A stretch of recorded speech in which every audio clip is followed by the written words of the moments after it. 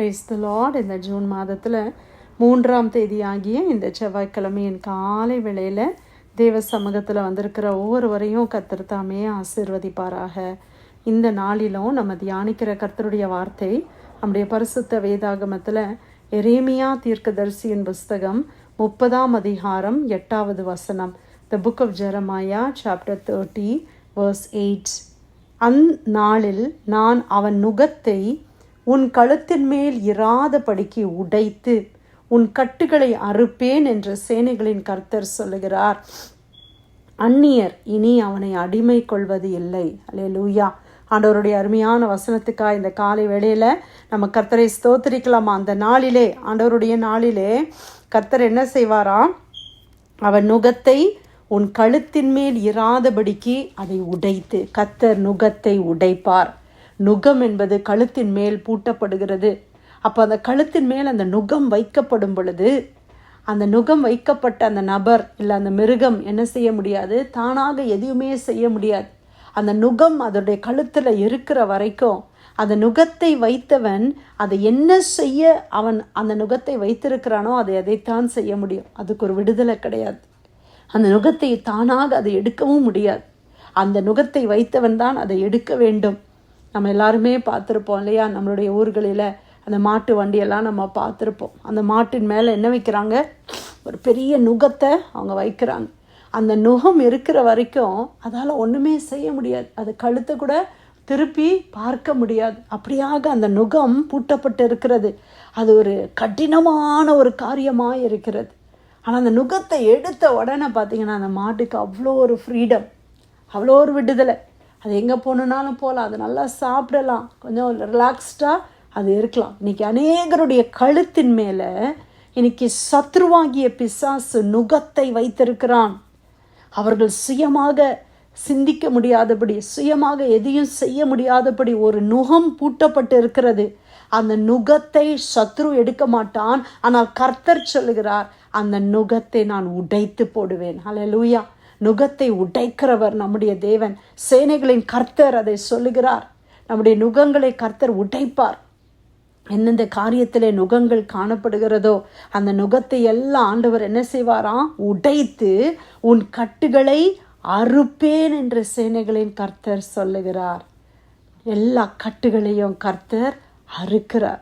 நம்மளை சுற்றி வைத்திருக்கிற கட்டுகள், அந்த கட்டு நமக்கு இருக்கும் வரைக்கும் என்ன செய்ய முடியாது? முன்னேற முடியாது. நம்ம ஒரு காரியத்தை யோசிக்கிறோம், செய்யணும்னு நினைக்கிறோம், ஜெப வேளையில் இல்லை ஆலயத்தில் நல்லா உற்சாகமாக ஒரு செய்தி வருது, உடனே நம்ம என்ன பண்ணுறோம்? நிறைய தீர்மானம் எடுக்கிறோம். நான் இப்படி பண்ணணும், அப்படி பண்ணணும், ஆண்டவரே நான் இதை செய்யணும், அதை செய்யணும். ஆனால் எதுவுமே செய்ய முடியாது. ஏன்னா ஒரு கட்டு அது வெளியில் வந்த உடனே, தேவ பிரசன்னத்தை விட்டு வெளியில் வந்த உடனே அந்த கட்டு என்ன செய்கிறது? அவர்களை முன்னேற விடாதபடி அது தடுத்து நிறுத்துகிறது.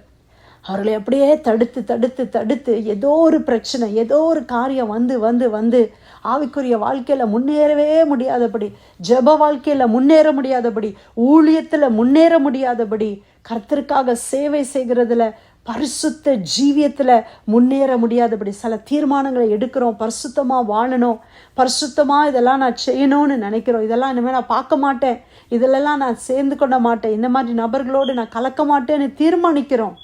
ஆனால் கட்டு என்ன செய்யுது? அவர்களை அதை செய்ய முடியாதபடி தடுத்து விடுகிறது.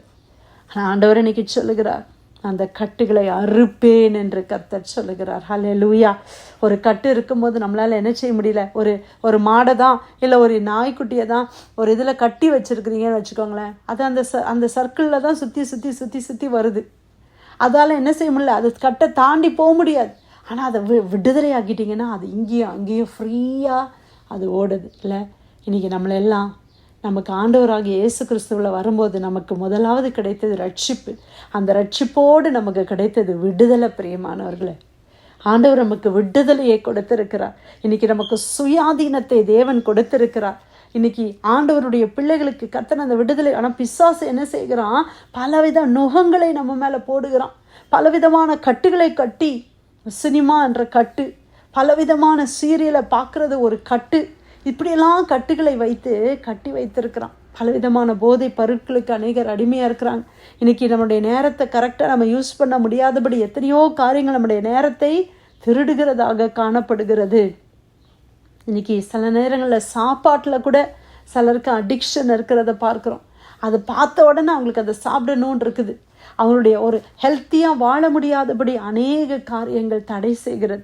ஆண்டவர் எல்லா கட்டுகளையும் அறுத்து நம்ம மேலே இருக்கிற நுகங்களெல்லாம் ஆண்டவர் உடைத்து ஆண்டவர் இன்றைக்கி நமக்கு ஒரு விடுதலையை கொடுக்கிறதற்காய் கர்த்தரை ஸ்தோத்திரிக்கலாமா? அந்நியர் இனி அவனை அடிமை கொள்வதில்லை. இனிமேல் நாம் அடிமைகளாக இருப்பது இல்லை. அடிமைகளாக இருப்பதில்லை. பிசாசுக்கு நம்ம அடிமையாக இருப்பது இல்லை. உலகத்துக்கும் மாம்சத்துக்கும் நம்ம அடிமையாக இருப்பது இல்லை. பலவிதமான சிற்றின்ப மயக்கங்களுக்கும் தேவையில்லாத பேச்சுகளுக்கும் நம்ம அடிமையாக இருப்பது இல்லை. கர்த்தர் நமக்கு ஒரு சுயாதீனம், ஒரு விடுதலையை இந்த காலை வேளையில் கட்டளையிடுகிறதற்காய் ஆண்டவரே ஸ்தோத்திரிக்கலாமா? எந்தெந்த தீய பழக்கத்திலிருந்து எனக்கு விடுதலை வேணும், இதெல்லாம் ஒரு கட்டுமாறி என் குடும்பத்தில் இருக்குது, என்னுடைய பர்சனல் லைஃப்பில் இதெல்லாம் ஒரு நுகத்தை போல இருக்குதுன்னு சொல்லி நீங்கள் யோசிக்கிறீங்களோ, கர்த்தர் அதிலிருந்தெல்லாம் நம்மளுக்கு ஒரு விடுதலையை இந்த காலை வேளையில் கட்டளையிடுகிறதற்காய் கர்த்தரை நாம் ஸ்தோத்திரிக்கலாமா? எல்லா நுகத்தில் இருந்தோம் எல்லா கட்டுகளையும் ஆண்டவர் அறுத்து போடுகிறார், அதை உடைத்து போடுகிறார். ஆமேன். இயேசு ஒருவரால் தான் முடியும். பிரியமானவர்களே, நம்மளால் இந்த கட்டுகளை அறுத்து வெளியில் வர முடியாது. நம்ம நிறைய நேரம் ட்ரை பண்ணுகிறோம், என்னெல்லாமோ செய்து இதுலேருந்து விடுவிக்க நம்ம விரும்புகிறோம். ஆனால் இயேசு அவருடைய இரத்தத்தை சிந்தி நம்மளுக்கு விடுதலையை கொடுத்திருக்கிறார். அல்லேலூயா. ஆண்டவருடைய இரத்தத்தினால சம்பாதிக்கப்பட்ட தெய்வ பிள்ளைகளாக கர்த்தர் நம்மளை வைத்திருக்கிறார். நம்முடைய பாவத்திலிருந்து மன்னித்தார். நம்முடைய சாபத்தெல்லாம் கர்த்தர் நீக்கி போட்டார். நம்முடைய எல்லா அடிமைத்தன நுகங்களில் இருந்தோம் ஆண்டவர் நம்மளை விடுதலையாக்கி இருக்கிறார். இனிமேலும் போய் ஏதோ ஒரு அடிமைத்தனத்தில் போய் நம்ம விழுந்துடக்கூடாது. அந்த நுகம் நம்ம மேல் பூட்டப்படாமல் இருக்கும்படி விடுதலையை காத்துக்கொள்ள ஆண்டவர் நமக்கு கிருபை செய்வாராக. எரேமியா தீர்க்கதரிசியின் புஸ்தகம் 30ஆம் அதிகாரம் 8வது வசனம். அந்த நாளில் நான் அவன் நுகத்தை உன் கழுத்தின் மேல் இராதபடிக்கு உடைத்து உன் கட்டுகளை அறுப்பேன் என்ற சேனைகளின் கர்த்தர் சொல்லுகிறார். அந்நியர் இனி அவனை அடிமை கொள்வது இல்லை. கர்த்தர் கொடுத்த நல்ல வார்த்தைக்காய் ஆண்டவருக்கு நன்றி செலுத்தி பிரேயர்ல வந்திருக்கிற யாராவது நம்ம ஜெபிக்கலாமா?